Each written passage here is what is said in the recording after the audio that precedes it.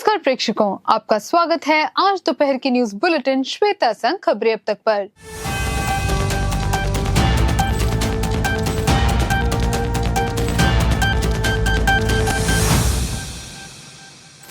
कांग्रेस को आर्यदन मोहम्मद द्वारा जमाते इस्लामी का विरोध करने पर खुद को स्पष्ट करना चाहिए।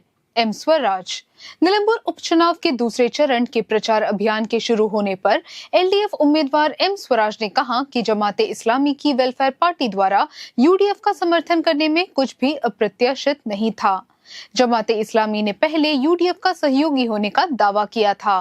वेलफेयर पार्टी तब अघोषित सहयोगी थी। स्वराज ने दावा किया कि कांग्रेस को उस घटना पर खुद को स्पष्ट करने की जरूरत है जिसमें आर्यदन मोहम्मद ने जमाते इस्लामी का विरोध किया था।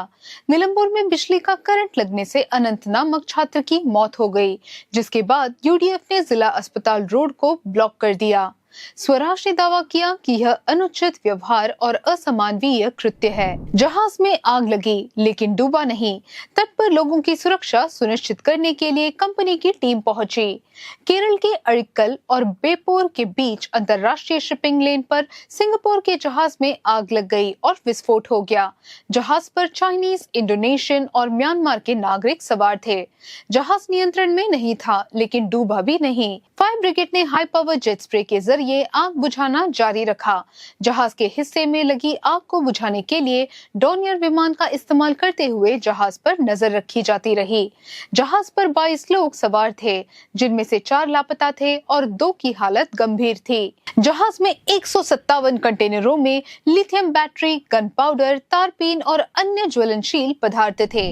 अमृत फार्मेसी से उपकरण खरीदे गए और केरल के श्री चित्रा अस्पताल में सर्जरी फिर से शुरू हुई। तिरुवनंतपुरम के Shri Chitra Tirunal institute for medical science and technology में सर्जरी फिर से शुरू होगी। अमृत फार्मेसी ने आश्वासन दिया कि आज से उपकरण उपलब्ध कराए जाएंगे। जिन मरीजों की सर्जरी स्थगित हो गई थी, उन्हें निर्धारित समय पर अस्पताल आने का निर्देश दिया गया। चिकित्सा उपकरणों की कमी के कारण अस्पताल में सर्जरी स्थगित कर दी गई।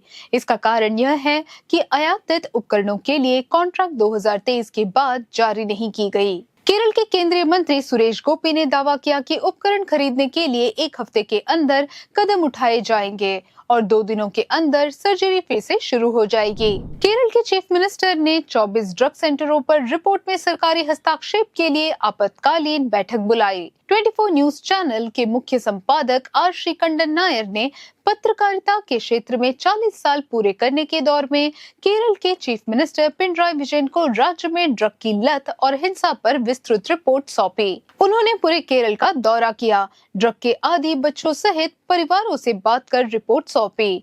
चीफ मिनिस्टर ने 23 जून को आपातकालीन बैठक बुलाई। ड्रग सेंटरों को नष्ट करने की पहल की जाएगी। प्रत्येक जिले में ड्रग सेंटरों का विवरण संबंधित जिला पुलिस प्रमुखों को सौंपी जाएगी। जापान में अमेरिकी एयरबेस पर विस्फोट, 1856 टन बिना फटे बम बचे हैं। जापान के दक्षिण द्वीप ओकिनावा में अमेरिकी एयरबेस पर हुए विस्फोट में 4 सैनिक घायल हो गए। वहां 1856 टन बिना फटे बम थे, लेकिन कोई भी गंभीर रूप से घायल नहीं हुआ। ओकिनावा प्रीफेक्चरल सरकार के तहत कडेना एयरबेस पर एक हथियार भंडारण सुविधा में विस्फोट हुआ। ये वो स्थान था जहां द्वितीय विश्व युद्ध के बिना फटे विस्फोटों को निष्क्रिय किए जाने से पहले संग्रहित किया गया था। सैनिकों ने उस जगह की जांच की जहां विस्फोट हुआ था। अधिकांश बम जापान में अमेरिकी सेना द्वारा गिराए गए थे। एसडीएफ ने दुर्घटना के कारण और उस स्थान की खोज करने की कोशिश की जहां ये हुआ था।